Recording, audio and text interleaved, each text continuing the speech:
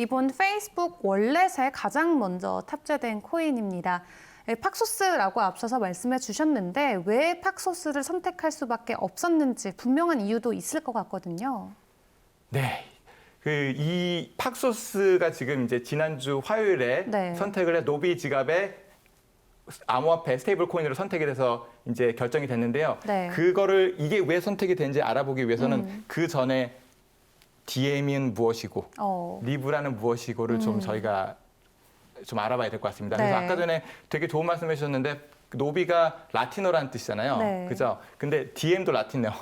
그리고 리브라도 라틴어예요. 네. 제가 보기에는 저커버그가 고등학교 때, 중학교 때 컴퓨터 프로그래밍뿐만이 아니라 굉장히 고전 문학에 빠져 있었다고 하더라고요. 그래서 그 라틴어를 한대요. 네. 그래서 이제 약간 그 라틴어로 이름을 지은 것 같은데 네. 그래서 그 첫 번째 2019년에 원래 발표를 했던 리브라에 대해서 제가 좀 간단히 말씀을 드려야 될 것 같아요. 네. 리브라 들어보셨죠? 네, 리브라가 저는 이름을 바꿔서 네. DM으로 출시한 걸로 알고 있거든요. 네. 리브라 먼저 설명해 주시죠.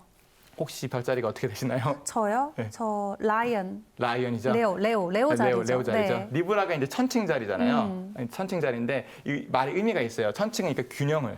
그쵸. 네, 균형을 이렇게 네. 나타내는 건데 이 리브라 코인은 어떻게 이게 디자인이 되냐면 2019년에 네. 일단은 페이스북이 리브라 연합이라는 걸 만들었습니다. 그래서 죄송합니다.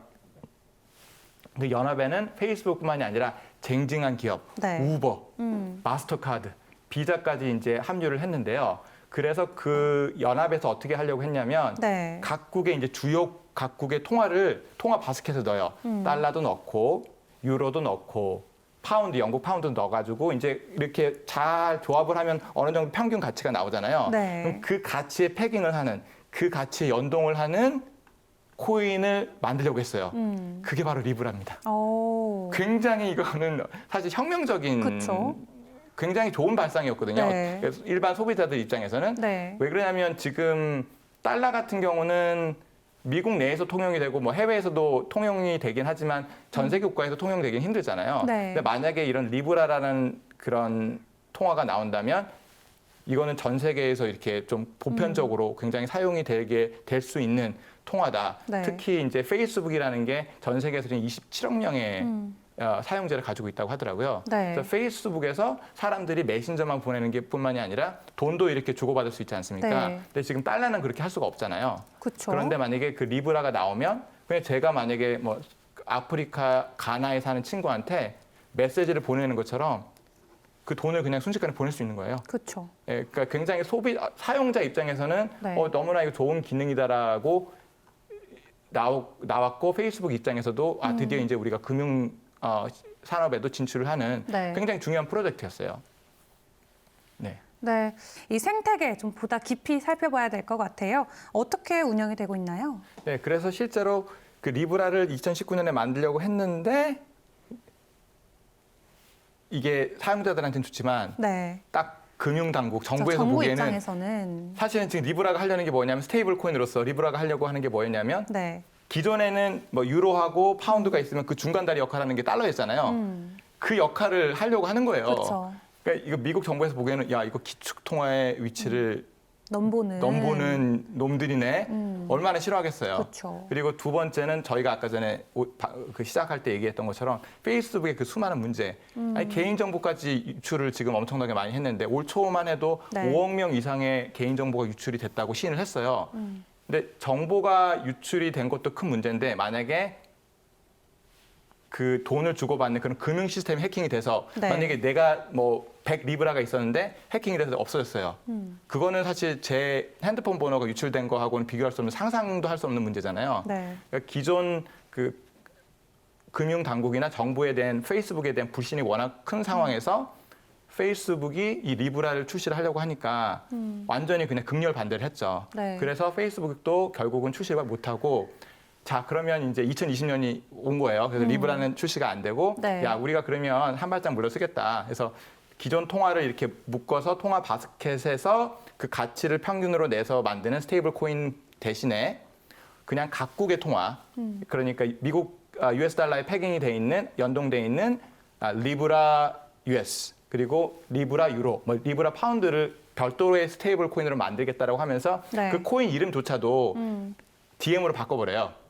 그래서 DM은 이제 그게 또 라틴어로 날, 그러니까 데이라는 데이? 뜻이거든요. 네. 시즈 더 데이, 뭐 카르페디엄 네. 뭐 그런 거 있잖아요. 그래서 그렇게 이제 이름까지 바꾸면서 DM을 이제 출시를 하려고 했는데 DM마저도 워낙 이 페이스북이 금융당국 정부의 미운 털이 박혀 보니까 네. DM도 굉장히 극렬 반대를 해서 계속 올해 원래는 뭐 연말에 출시가 된다 뭐 하다가 DM 출시가 미뤄지는 상황에서 네. 근데 페이스북 입장에서 이따가 좀 말씀드리고 싶은데 이 암호화폐 사업 진출이 정말 중요하거든요. 그래서 이걸 안 하면 안 되니까 네. 그렇다고 해서 지금 자체 암호화폐를 발행하는 거는 정부 당국에서 완전 규제가 반대를 하니까 있고, 네. 하지 못하고 그 대안으로서 약간 어떻게 보면 어쩔 수 없이 이제 기존에 여기 팍소스 달러는 기존에 있는 스테이블 코인입니다. 네. 지금 전체 그렇게 규모가 크진 않아요. 네. 전체 스테이블 코인 시장이 한 100조 이상인데 그중에 1% 정도밖에 차지 안 하는 좀 마이너한 스테이블 코인인데 네. 이제 팍소스 달러를 가지고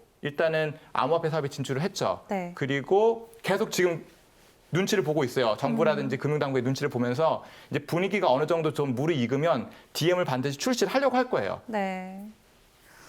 사실 페이스북이 10월 20일에 이 노비 파일럿 프로그램을 출시하자마자 미국의 상원 의원들이 immediately discontinue, 즉각 중단하라라고 서한까지 보냈어요. 네. 당장 멈추라고. 이 정도로 정부 규제가 굉장히 강하게 들어오고 이 페이스북이 워낙 기존의 인프라가 크고 또 이용자 수가 몇 억 명에 달하잖아요. 이런 페이스북이 자체적인 코인을 발행해서 지급한다. 말 그대로 새로운 달러화가 될 수도 있는 거거든요. 네. 이 규제 당국에서는 아무래도 좀 계속해서 우려의 목소리를 낼 수밖에 없는 상황일 것 같아요. 그런 와중에 리브라 청문회, 이 저커버그가 청문회까지 갔다 왔다면서요. 어떤 내용이었나요? 네, 그래서 이제 그런 이제 우려 때문에 네. 이제 근데 페이스북에 이제 저커버거는 반드시 이건 해야 되는 산업이기 때문에 계속 방어를 한 거죠. 우리는 이런 이유로 이걸 하는 거고 절대로 뭐 개인정보 유출이라든지 그런 사태는 발생하지 않겠다라고 이제 변론을 하기 위해서 네. 청문회에 출석을 했지만 결국 그 정부 당국이나 금융 당국의 반발을 꺾지를 못하고 이제 한 발 물러서서 DM 네. 또 한 발 물러서서 지난주에 팍소스 달러를 연동하는 노비 지갑을 출시하기에 이뤘습니다. 네. 그럼에도 불구하고 결국은 액션을 취하긴 취한 거예요. 그래서 말씀하신 것처럼 그 이후에 지금 5명의 상원 의원이 심지어 네. 노비 지갑까지 지금 엄청나게 반발하고 있잖아요. 네, 그렇죠. 어떻게 보면 좀 집념에 가깝다라고 보여질 수도 있을 것 같은데요. 이 자체 가상화폐를 출시하려는 궁극적인 목표, 뭐가 있을까요? 일단은 제가 아까 전에 말씀드린 것처럼 이 페이스북이라는 회사가 전 세계에서 가장 큰 SNS를 보유하고 있잖아요. 네. 왓츠앱, 메신저, 인스타그램까지 다 페이스북의 자회사니까. 근데 지금 보시면 페이스북에서 이제 정보는 엄청나게 많이 돌고 있어요. 네. 이제 그거를 보통 우리가 인터넷 오브 인포메이션이라고 하거든요. 그 정보의 인터넷이죠. 그래서 제가 예를 들어서 인도네시아에 있는 제 친구가 지금 주재원으로 나가 있는데 그 네. 친구한테 페이스북에서 메신저로 문자를 보내면 뭐 순식간에 가죠. 예, 그런데 돈은 그렇게 못 가요. 왜냐하면 그쵸. 돈이라는 건 지금 각국의 통화 제도라든지 법정 통화가 다르기 때문에 돈을 지금 뭐 페이스북 메신저로 보낸다는 건 상상도 못 하지 않습니까? 대신에 이제 복잡한 금융 시스템을 이용해서 이제 결제를 해야 되고 이제 송금을 해야 되는데 실제로 그 거대한 페이스북 생태계에서 자체 운영되는 암호화폐가 있다. 그러면 전 세계 27억 명은 그렇죠. 마치 문자를 보내는 것처럼 페이스북 메신저에서 문자를 보내는 것처럼 돈을 그냥 주고받는 거예요. 엄청난 혁명이겠죠. 네. 그 어떻게 보면 기존 금융 산업들이 가지고 있는 철옹성, 그 장벽을 그냥 무너뜨릴 수 있는 네. 좀 파괴적인 도구가 될 수도 있기 때문에 페이스북 입장에서는 이거는 반드시 해야 되는 거고 이제 그만큼 중요하잖아요. 그 송금 수수료라든지 아니면 그 페이스북 내 그런 생태계 안에서 이제 상점 같은 게 입점을 하면 거기에서도 이제 수수료가 엄청나게 나올 테고요. 스테이블 코인을 쓰면서. 그래서 페이스북 입장에서 반드시 해야 되는데 기존 금융 당국이나 정부에서 봤을 때는 그 반대되는 이제 그러면 이제 자신들의 입지가 좁아질 수 있기 때문에 네. 반대를 하는 상황입니다. 네.